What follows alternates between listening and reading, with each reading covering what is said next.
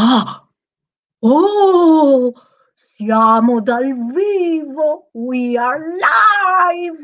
And we are live with Pazzi Lazzi Troupe. Ooh, and today I'm wearing a mask of Dottore. Dottore, is there another doctor here? From Dottore? Today, you look like a witch and look like a Nazi. But we are both Professor Balanzone, doctor. What's happening to your scenario? Are you getting in trouble? The scenario is off because the scenario is off everywhere. And everywhere on the streets we go live. I don't know what I'm talking about because today we have a special doctor professor from England. It's not from Bologna. He's Nope. not from Bologna, but From London. England. Oh, my friends, put on your best British accent, and a big applause to our friend Professore Olly Crick. Only il grillo parlante, because parlandum. Is that me? I am delighted to join this convocation of intelligence broadcasting across the airwaves to bring knowledge about Commedia dell'Arte to, well, I see some Italians here. They claim to know all there is to know about it. However, there are many facts, there are many duties, and there are many practices that have eluded them. So in the course of the next short period of time, I hope to add my modest contribution to their knowledge. And as of this moment, I'm going to remove the doctor's apparel because he will not stop talking, however many doctors there are in the room. Yes, and yes, I agree. To talk too. A riot. So better to take it off. Yeah. One, two, three. Here we are. Here we are. Emanuele Capuano, Pazzi Lazzi, and Dr. Olly Crick. Real doctor, but thank you, Holly, to be here. And it was very funny when we opened in the live show the scenario. Did you realize the scenario behind goes off of Chiara? Yes. Yes, her backdrop fell down. That's what's happening on the streets now. Yeah, that's a good chance to improvise more during the quarantine, during the pandemic. Don't you think? No statue is safe if they made their money out of something involving human trafficking and neoliberalism. Yes, they were having a go at Churchill's statue as well, but it's too heavy and too round to move, so they think they just scribbled things on it. He was a great wartime leader, but he was into eugenics and things like that. So nobody is perfect, or in the words of John Rotten, no one is innocent. So, even our characters are not perfect. So well, if they were perfect, there would be no theatre. Right. It would be a very quiet church, wouldn't it? With everyone going. Yes, exactly. So, however, that's better that my backdrop fell, because I remember with Emanuele once we were in a little show and I had a big 1700s skirt and it fell. So better than the backdrop than the skirt. Remember? Yeah, I remember. It was embarrassing, and we laughed for years. Very, very embarrassing. Yeah. Yes. Well, it's never give an actor a cloak or anything if the doorway to the stage is too narrow. Ladies and gentlemen, rip. Oh. Exactly. Oh well. How is Olly? Good. I'm good. I'm good here. Thank you very much. And yourselves? In Boston? We are fine. Of course, we are still in like half lockdown here in Boston, and I think in New York for Emanuele too. So still things are very restricted. Yes. Yeah. So Olly, our live every Wednesday, hello everybody, is called La Commedia in Quarantena, because we want to ask Commedia practitioner, or in general theater practitioner, what the heck they've been doing during these last few months locked in the house. Tell us about your experience. Well, I've been trying things out. I started with a group of other people to think about an online soap opera based on found phone footage. So it's basically all the footage of it comes from people's camera phones or from Zoom or from Skype, and to try and work that and have different actors send in their footage and then kind of edit it every week into something like a broadcast. And I was going to start on that, but having ignored me for a year, then the publishers Routledge got back in touch, and they accepted a proposal to effectively rewrite my PhD and turn it into a book. So the first thing I've been doing is I've been giving my garden some time, bless it. I've been writing a book, and I've been indulging in quite a lot of online activities. There's an Irish-based group called Clown Power on Facebook that's been having a regular series. It goes on twice a week, a bit like you, and they're interviewing clowns and Commedia performers, and then the recordings, and then putting them up onto Facebook. So that's good. I've done 2 sets of interviews there. Once with Dee Hopkins, who has worked doing Commedia dell'Arte workshops for Britain's National Theatre. We interviewed her, and then we interviewed a panel of Commedia practitioners from Europe. An Italian called Chiara Dana, who works with Pantaray Theatre, an English performer who now lives in Paris and works with Calabozo called Anna Cottis, and we also talked to Olly Crick, who was a student of Lecoq, but also Carlo Mazzoni Clementi, and he now runs the Commedia School in Copenhagen. So we've been using the lockdown to get all the people together in one place who normally wouldn't speak about Commedia because they're too busy doing Commedia, and seeing what they thought about it, really. And what's been quite interesting is there's a lot more people agree about the reasons for doing Commedia rather than the specific details of Commedia.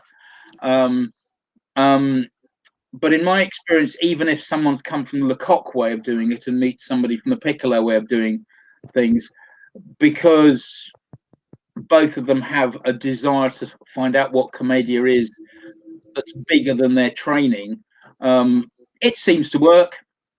Somehow they find a way through of communicating on stage, and if something funny happens, they keep going, and if nothing funny happens, they wander off somewhere else and do something else with someone else. It's those have been good. So I've been writing. I've also been doing a bit of mask making. Doing mask making courses over my entire life. Going, I can't afford to buy masks and be a performer.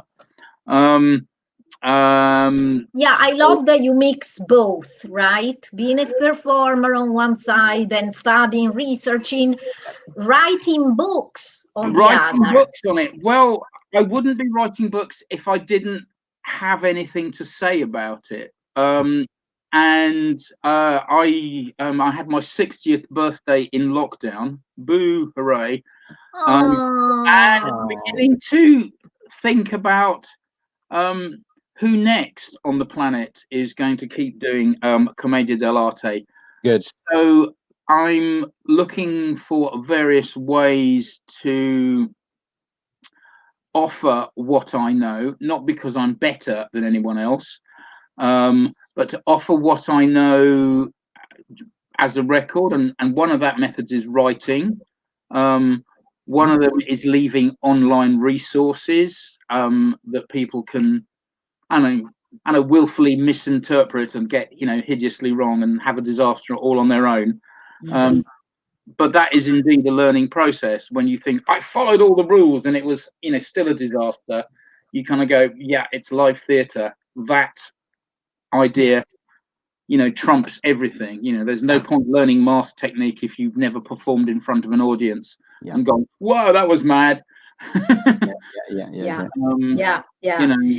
realize that actually you do have to train like an athlete in order to get through an hour and a half Commedia show, without. Oh yes. Yeah. Without. I know for sure, because I have, as you probably know, a one-woman show with the musician. It's an original work about Isabella Andreini. Emanuele saw it in New York. It was wonderful. Thank you, Emma. It's 1 hour and 20 minutes of only me switching masks and switching characters. And after that, guys, I'm so tired. It's like, but in New York, when I performed there, Emanuele and I and a group of friends, and we still went to eat pizza afterwards. Oh yeah. Well, you need to replace the energy. Exactly. Yes, your body is dead, but your adrenaline is. Yes. Don't talk to me for half an hour after any show because it's.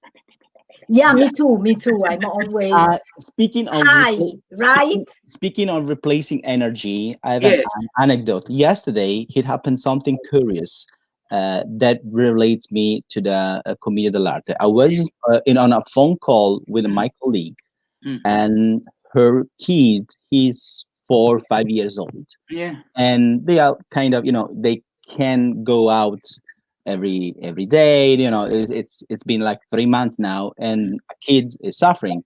So we tried by phone to play with the mask. So and playing with this social distancing, and the kids think about the spontaneity, how the kids is very naive, is very and I was with my mask, and we tried something mute and I was going close to the camera, and he wanted to catch the note. And he was laughing. And think about to that kind of audience. He was laughing because, and then we played about a bite, and he had a Venetian mask. So we played a little bit with this tool. What do you think about this new strategy of tools online in an online content? Well, it should be possible. The stage manager, the most important person then, I guess, is the Capo Comico, who controls it all from backstage.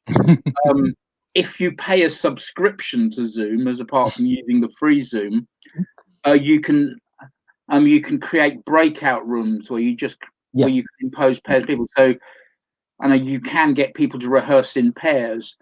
And if you are the two actors and are performing, if you have a strict regime of 2 people in a scene, then they're the people who switch their video on and unmute their microphones. And Zoom is voice led, so whoever speaks, the camera goes to them. So it is possible, but it does need, like a theatre show, like it needs a lighting technician, like it needs a technician to be running and clicking the things backstage. I mean, and also you've got you know, the option of green screening, like with Zoom. You know, you can create your own backdrops. You know, so you can go and suddenly Istanbul. You know, and then, you know, and then suddenly you're, oh my God, we have to rescue Lelio. He's been captured by the Grand Turk. Or was it the Grand Turk? Was it Isabella in disguise because she's in love? So there's lots of possibilities for it. I would almost say they're experiments at the minute. I think because if you say you are going to succeed in something and it doesn't do as well as you thought it was, you know, it's kind of depressing. But if it's an experiment, you're actually learning how it works. There's an improv group that comes out of Austin called, I can never remember their name because it's a really annoying name, called Parallelomorphograph or something like that. Anyway, they're just pgraph.com. But they do a paid, like an online paid for improv show every week, and they're 4 people, and they've worked out how to change all the backdrops on the Zoom. The virtual ones. The virtual ones only. Yes. There's a woman called Casey Beeler who works with them, who's very good. Do they improvise based on the different virtual backdrops? Yes. So yes, I mean, like, you know, you could create like a Venetian square behind you and then go, and now Verona. Right. Off and then back and Verona. Yeah. You know, which is kind of a joke, really. It's a meta-theatrical joke. You know, sounds providing you know, which is quite good. And you know, you can get the backdrop wrong, or you know, you can try and lift the backdrop up, and you know, and it's leaning on the side of the funny. I mean, you know, there's an awful lot of, you know, so yes, sorry, I must talk about it, not get involved in it. You know, no pictures, you know. Right. Yeah, you know, leaning on the. Leaning on. We did a similar exercise last Wednesday with our Italian company. In which each actor they were supposed to, you know, take advantage of the frame that Zoom gives you and create a very short, you know, scene. Well, it is exactly like the backdrop. The way I always think of a backdrop is it's a frame, in which case all the Commedia characters exist in. So you know, here you've got one character and kind of there's another, so you've got a yes, exactly. So that, you know, you can use the frame. You know, you can start to use that frame to create movement. You just have to stand a bit further back from the camera, and you know, and move all the furniture. But yes, right. That's like most rehearsal rooms. You have to move all the horrible stuff. And now, Olly, are you planning to go back into the real live performances? Are you guys in England? What's the situation in Great Britain? Right. Well, the situation in Great Britain for theatre is not very good. The government is not really giving any indication when theatres can open again. They're trying to break down lockdown for economic reasons rather than safety reasons. You know, same here, same thing. In the States. We have the additional problem of Brexit's going to tank our economy. Anyway, the theatre's not going well. It's sort of it gives a thinking time, and just before lockdown had happened, I had convinced 3 groups of ex-students and friends in different parts of the country to apply for central funding for a little project or an idea I have in mind, which is that I think that every county, I suppose American counties are the same size as ours, you just got more people, or every city should have its own Commedia troupe. Because one of the commonalities came out from all the chats, like from Carlo Bosso, is that is that Commedia works best if it's located in a place. Yeah. In a very particular place, because it creates a sense of belonging for the audience. So you're fighting them less for your reason to be there.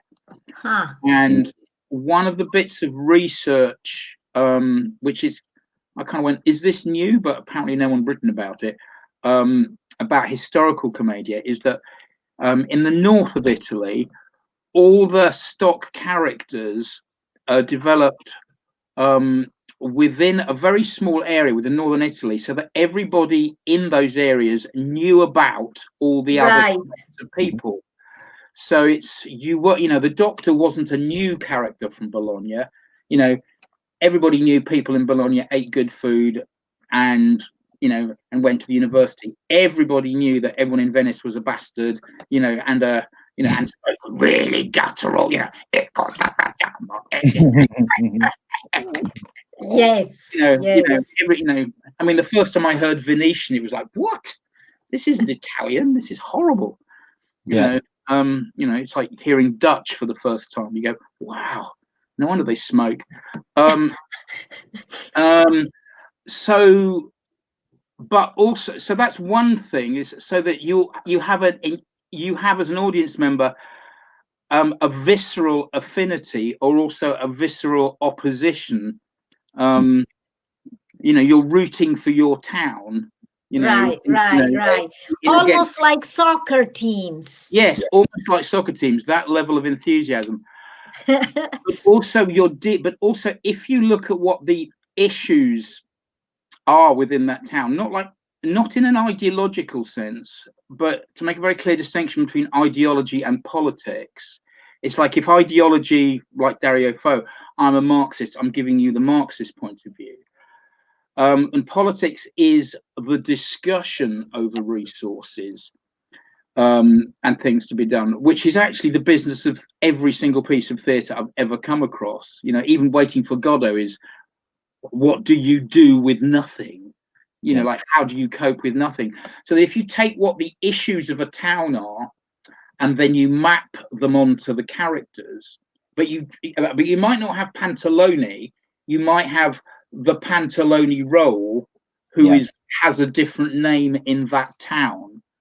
You know, you keep the system of well, I kind of, again, I'm trying to look at what made the original, you know, Commedia work, and it was because each of the characters represented a different social class.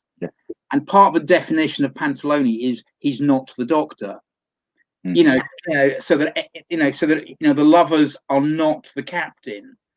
So that, and each one has a separate social class. So you map the issues onto these social class.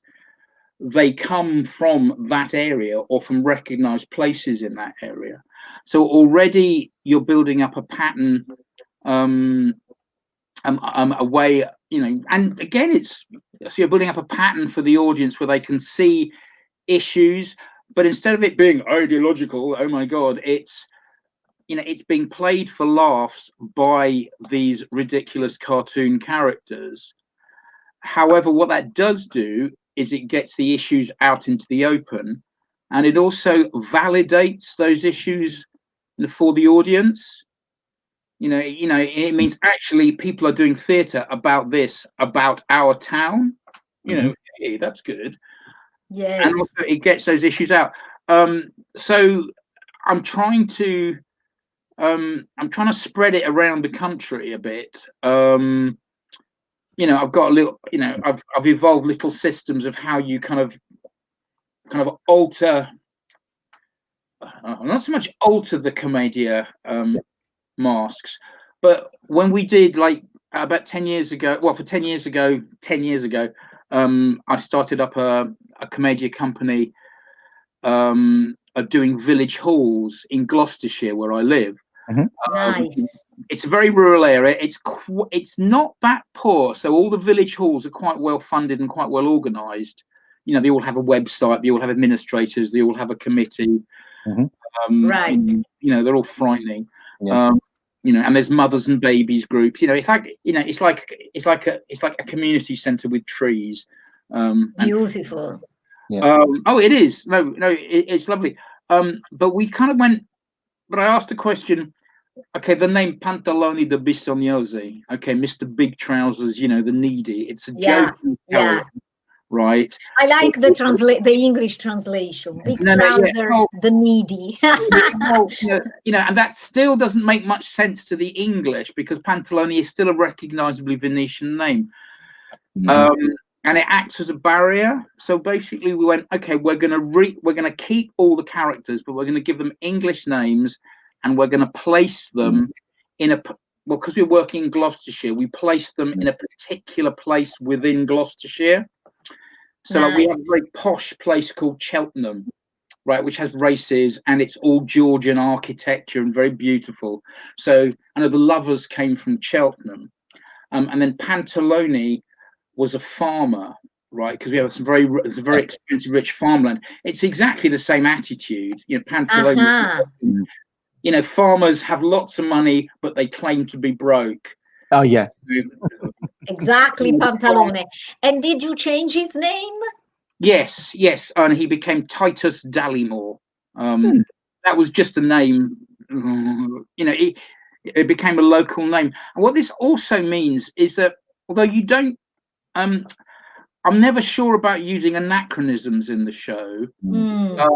Except it meant you could talk about real places, or you can talk about the journey from Gloucester to Cheltenham, or the Glur.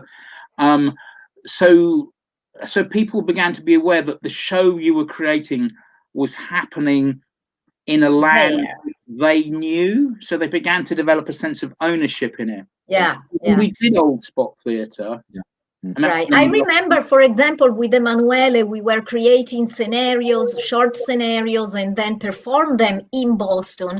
And I remember we would throw in all the references to Bostonians. Like, for example, I remember the famous, you probably know the baseball team, Red Sox.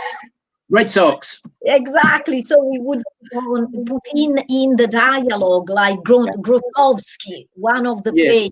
Because they just won the championship. So I think that I absolutely agree. I mean, giving now you went even deeper, because of course you changed the names, and you made a show or a troupe completely local, right? Yes. We added some stuff. We were not so daring. But and Olly, you mentioned about your books. Can you show to our audience? Yes. Actually, I have to be modest, like not the doctor. I'm not the doctor right now, because the doctor is not modest. But I'm not the guy like on TV who pretends to have read your books. Lovely, darling. I've read your books. No, I didn't read your books. So I want to show me the title. Okay, I will explain them. Yes, please. Right. Okay.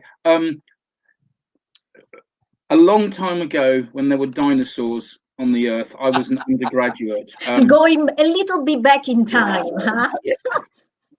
And one of my lecturers was John Rudlin, right? He wasn't into Commedia then. I left university, he kept on teaching, we both got into Commedia. He wrote this book, largely based on Antonio Fava's work, rather his interpretation of it. Sorry, John.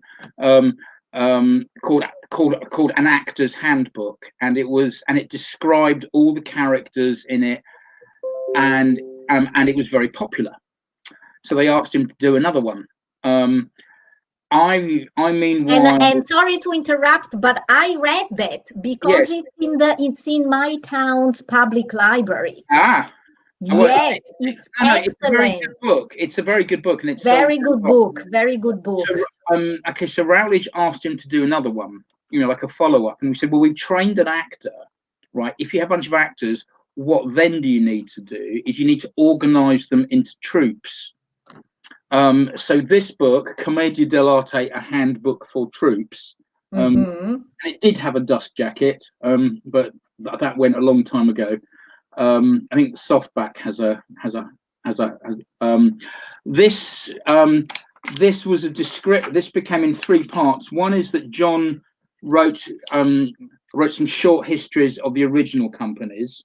Okay, let me try if we can show it better here. Yeah, like this. Well, that's that's yes, yeah. yes. So these are short histories of the original companies. Right. Then basically I did some research on what was going on in England at the time, and basically looked at people attempting to do some companies. Now there was so I mentioned briefly the dell'Arte players, that came out to Carlo Mazzoni Clementi and Joan Shirley's work. We talked about i Sebastiani, who are Hello, Sebastiani. Ciao, Jay. Or I hope they are following us. And speaking about local companies for each town, Sebastiani in Boston is a big Commedia dell'Arte company. We sometimes collaborate. They're very good, very sweet. And I hope to have them in this Commedia in Quarantena soon. Jay and maybe Kat. Very good, very good. Oh, Kat, yes. And then we stuck for the last third, lots of diagrams about staging and a little bit about mask making. So for here, it's basically this is how your stage needs to be if you're performing with a seated audience, and that's for an outdoor show. Very useful. In various appendixes, John wrote loads of improvisation cards. Nice. He says photocopy them or tear them out of the book and then cut them up. Excellent tool. So that was quite an interesting one to write, because I'd been working with a company called the Unfortunati, who were a bunch of people who had trained under Carlo Bozo. Eventually, and Carlo Bozo, hello Carlo, if you're following us, we will also would like to have you in the future here. Carlo. Yes.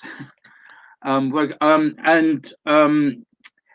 basically we didn't make any money, but eventually it split up into a much smaller group called the Fortunati, and I went and became a juggler, but because I was being paid to do that. But then about 4 years ago, I approached Routledge to write a book about what I was doing with Old Spot, and they said no, but we're thinking of putting one of these out. They have a series called A Companion 2, so they said what would go on with it. So I made them a suggestion, and they went, "Oh, that looks good." And it's a huge book. I mean, it's a companion. It can sound like a little book that you put in your pocket, but it's actually a a big, heavy book. Jay Cross, hey Jay from Sebastiani, he lent it to me because he has it, and it's amazing. Oh yeah. No. I mean, it's a very good resource. Somebody said, I bet even you haven't read all of it. And actually, I must admit, I haven't read all of it, because Routledge introduced me to Judith Chaffee, another Bostonian, as an American co-editor. And I made a friend, actually, then, which was very nice. As we talked to what we thought of Commedia, we reorganized the whole book. And then Routledge's normal thing is to have, 10,000 or 7,000 word chapters, and we went, no, we can't do this. We actually have to have more chapters to get the whole picture in. So we basically asked people to have shorter chapters, so we can I remember it's a collection of essays, right? Yes. And was in this book that Mace Perman wrote a chapter? Yes. Okay. Mace Perman, we will wrote about Captain. He will be with us in a couple of weeks. Good on Mace. Yes, he wrote a chapter, reading and interpreting the Capitano's multiple mask shapes. Okay. We'll have fun. So that's nice. Love it. There we go. Nice. Have we got pictures? Oh, look, he's got some pictures. There we go. That's Mace's check. I think those are Den Duran masks. Nice, Capitano. Yes. But I didn't realise that Mace had gone to the Piccolo Theatre School. Yeah. I met and worked for a woman called Laura Passati, who was at the same school him at the same time. We will have him in a couple of weeks, so maybe we can ask him questions and talk about it. And of course, you're welcome to come with us too in the live. Olly, you published on your Facebook and social media. You published on your social media that you are going to do a show in a couple of hours, 3 hours. No, it's not a show. It's not. I don't think it's a show, right? No, we're not doing a show. What is it about? It started. I just, when the lockdown come, I started just by having once every 2 weeks ask Olly anything about Commedia, just to see who turned up. And the first it was questions, and the second time we brainstormed ideas for a COVID scenario. So I just suggested, okay, let's try writing scenarios as practice, because writing a Commedia scenario is a learned skill as much as acting everything. So you have to keep practicing your art. And I wrote one, but we kind of got. But the second time we came up with it, we had a different bunch of people on the site.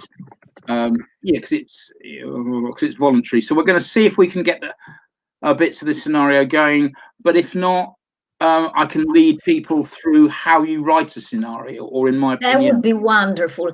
And I came once because you do it in every now and then, right? Yes. I'm not very. It's because I have irregular work. I'm doing work as a care home worker at the minute. Well, there's so I once came, and I have to say it was very interesting. I met new people. It's I read the first act of your scenario, and I think it was very cute. So I think also that's a way, writing stuff, getting together, reading it to each other. I really think that that's also a good thing to do in lockdown, right? Well, it's also meeting the other people that, it's like, Skype and Zoom always existed, but, it's a bit nerve-wracking. Oh, I haven't spoken to this person in Copenhagen ever, but actually, oh, look, there is that person from Copenhagen. So that's right. That's right. I will talk that, and I will just phone someone up in Copenhagen to say, I'm having trouble making the mask like this. And, No, I must say that even these live events for us, for Emanuele and I, they're mostly giving us the opportunity to connect. Connect with people that love the same thing we do, which is Commedia dell'Arte, and having perhaps a theatre form. I agree, but I'm partial. Hi, Daniela. We have a bunch of friends watching us. Daniela Roma, ciao Bella. We have Carmen, ciao Bella. She's a wonderful singer and she's a colleague of ours. I see we've had. Person. What's that? Is she from this band New Polly? Is that? Yes. Yes. Oh, yes. I have stalked them online. Very good. And she's now part of our subgroup of Pazzi Lazzi, what I call subgroup, which is the Italian company, the Italian theater company in Boston. We are the only one. And so Carmen is now with us. We staged La Giara by Pirandello last November, and she sang beautifully. Yeah, you now have an excellent singer and a folk dancer to add that. The thing, I knew about Commedia and I was quite interested in it, but the thing that made me go, oh my God, that's my thing now, is 1983, before you were born, middle one. There was the first Commedia dell'Arte festival in Paris, and some friends, part of these unfortunati people said, Olly, come along with us.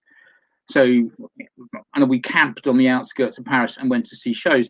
And Tag Teatro de Venice, directed by Carlo Bosso, were performing Il Falso Magnifico. And I didn't realise theatre could be that so multilingual, so exciting. Awesome. French audiences were on their seats cheering in the first 10 minutes. Now, French audiences don't like your show. They'll talk, they'll talk and they'll make, if that's not interesting, I'm going to talk to my friend. That's funny. Yeah. But it was almost 2.5 hours long. It was 3 acts, and in the first, it started with a big folk dance. Then in the second act, in the gap, there was perfect madrigal singing, and then into the third act there was another stick dance or something. So there was no let up for the actors, because they had an amazing MD, Adriano Juresovic, who still teaches music and lives in Venice. He's a great actor and a wonderful musical director. And it was looking at it wasn't, when you're looking at this Commedia show, the masks were funny, the costumes were brilliant, the acting was superb. The scenario, which most people tend to forget in Commedia, you remember the laughs, you remember the gags, but actually it's the story that keeps you hooked, and it's the gags that sit on top of that. Sure. The story was good, but it was framed by this beautiful harmony. And the thing that always bugs me about when people say, oh, Commedia was just, historically, it was actually street theatre. If you ever examine or listen to the music that was happening at the same time period as the acting was going on, you're looking at almost, the height of early and late Baroque sophistication.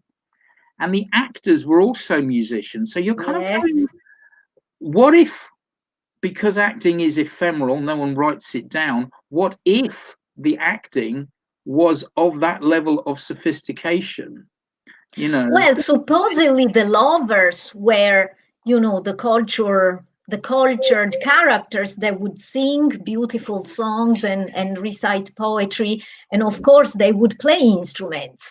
Not just the lovers, but not just the lovers, exactly. Well, about this, I have to say that I have the super expert in this, which is Dan Myers. He's the musician with whom Pazzi Lazzi works. Okay. He's a multi-instrumentalist of Renaissance music. Every time I can tell you, Dan Myers, you can contact him, I'll tell you in private, but I have to say that he brought so much in our troupe, because of course, not only we always work with him, but sometimes, of course, he brings his colleagues. They have an ensemble of Renaissance music called 7 Times Salt. And you know what the title relates to. Yeah. And then he works also with Carmen from Newpoli. And he's also the flute player for Newpoli. And he's also the multi-instrumentalist for us, Pazzi Lazzi. And I have to say that, Pazzi Lazzi performs and teaches in universities and schools a lot locally, and not only, but he always adds a part about the relationship of Commedia dell'Arte and music. And you have to see Olly, the students' faces. They're like, because the relationship, nobody knows about this very strict relationship about Commedia dell'Arte and music, and also then describes the various social levels in which some instruments were played and some were not. I mean, it's a very, very interesting relationship. And when I teach workshops, he accompanies us with all different instruments, and it's amazing. It's amazing. I'm going to suggest very firmly to both of you that you invite us both on to live talk about this. At the minute, one of my side projects, because I like early music, was I met an early musician, a brilliant singer. And I said, look, I really love early music. The problem I have with going to early music concerts is they do a fantastic song and then there's a gap while they tune up because the instruments are so old and naff. right? So you lose the atmosphere every time. So I said, well, you know, and then someone is, you know, and then a musician who is someone, you know, by definition should be never allowed to talk in public, is trying to explain, you know, as to why the next madrigal or why the next lute solo is so important. Yeah, let Commedia characters do it instead. You know, so you actually have a fantastic bit of song, fantastic bit of acting, introducing the next song. So we started working like that, and then we started looking at notable Italian female musicians, and we came across Tarquinia Molza, and we worked out that she was working at Ferrara twice when the Confidenti came to visit. So we had this possible idea for a show based on when the Confidenti were visiting, but then Molza worked for this group called the Musica Secreta, who were at the forefront of the development of the madrigal. You know, it's basically if one plain song, just, I know, floaty, drifty harmony to sing in church, suddenly turned into that dot dot dot dot dot dot dot dot, you know, that kind of, you know, amazing late Baroque stuff. And that, all that change in music happened at exactly the same time as Commedia happened. So anyway, the reason I need to talk to Dan live is that we are trying to make an opera out of that time, basically using found music. So if we write it, we'll send it over to you folks to perform. Awesome. All right, so my friends. Yes. So, there is a comment. Marco Lulli said, hi, Marco. Yeah, Marco just left. Because he has to prepare pasta with clams.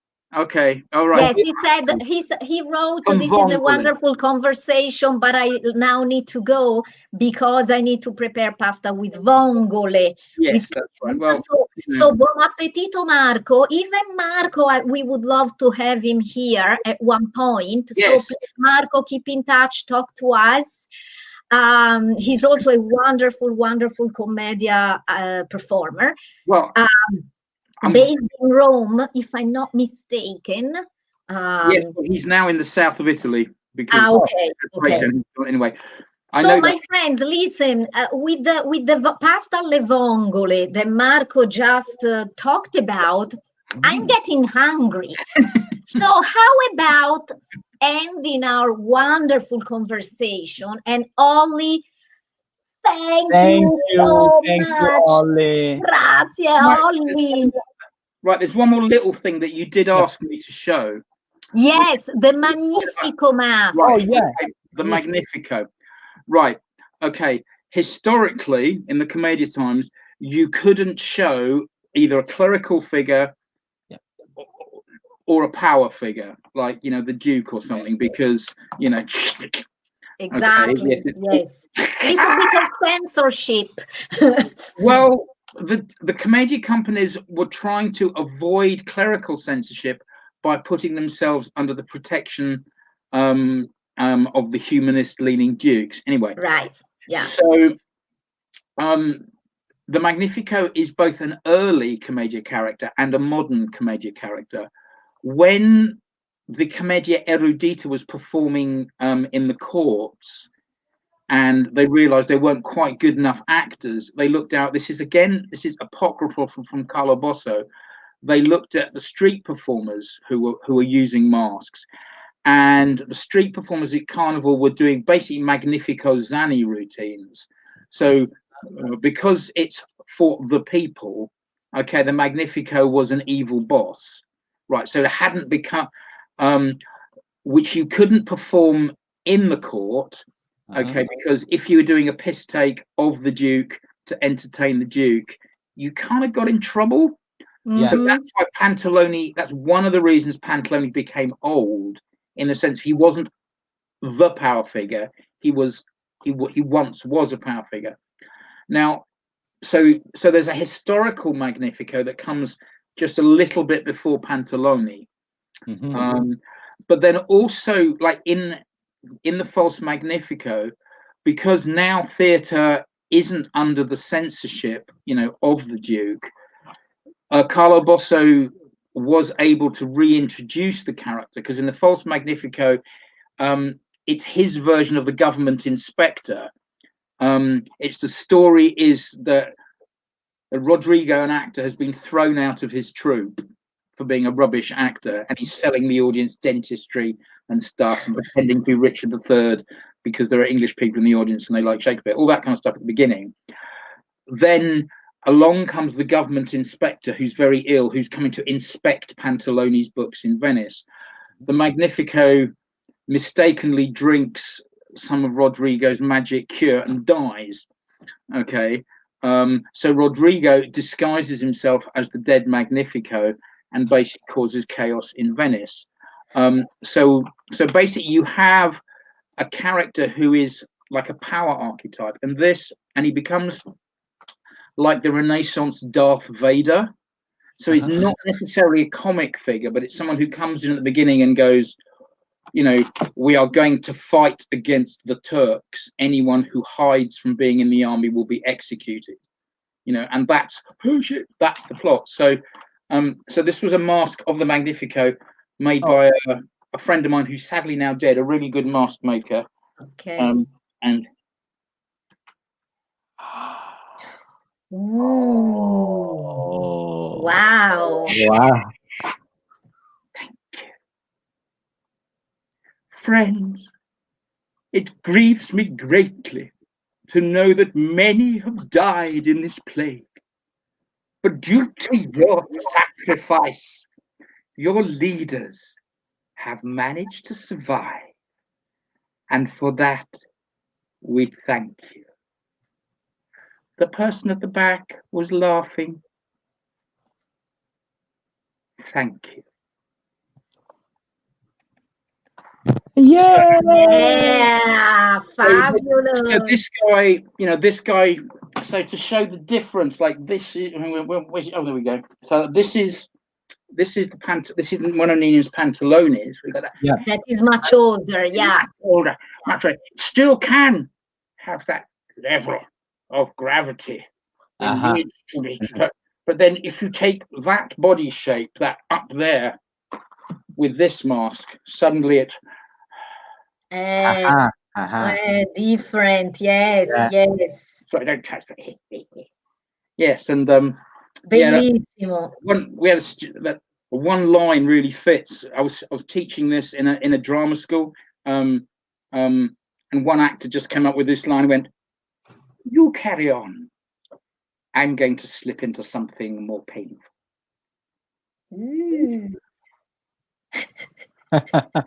So, you know, very scary. You know, its job is to be a fear generator. You know, like, oh my god, you know, because one of the problems with Commedia was, oh my god, I don't want to marry the person my daddy wants me to. If this is your daddy, right, there is a tragicomic problem. You know, it isn't just like, oh, this is the conventions of this comedy. This is, oh my god, you know, the audience are going, darling, marry him. You know, and you know, so you're kind of challenging, so you're challenging what the audience wants.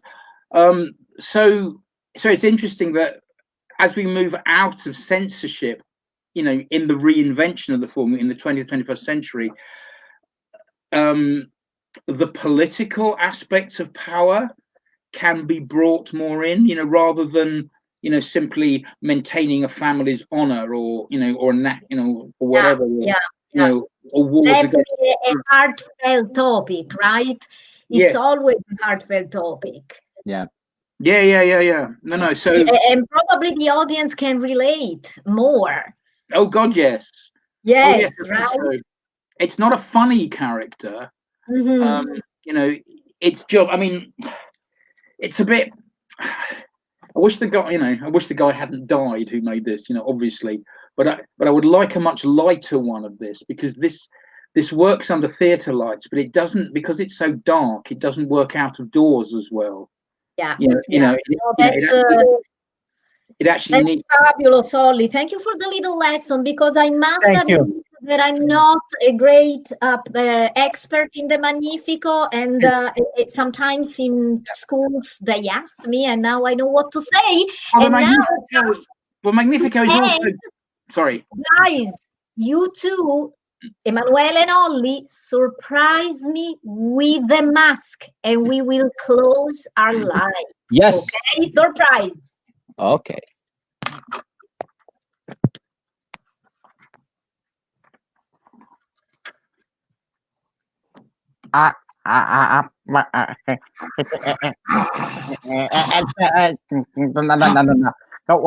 Which language we can speak? We can speak any language, like the Southern Mafiorum. I have come to this restaurant because somebody recommended the spaghetti con vongole. I'm so hungry, my friends, but I only have this salsiccia. But they are salsiccia with vongole inside. Salsiccia with vongole, good idea. Yeah. I'm going to prepare a little table, my friends, and we can all eat together.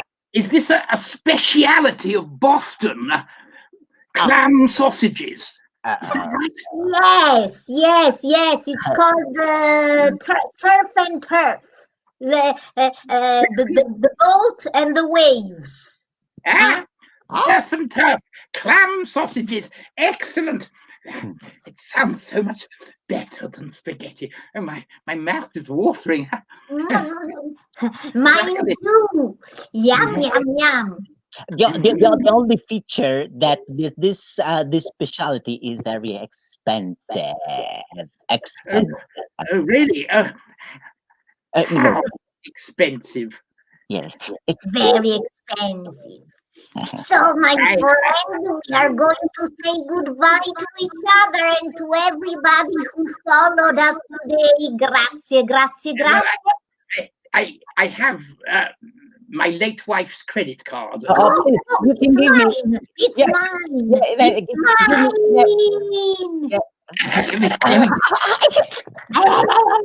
mine.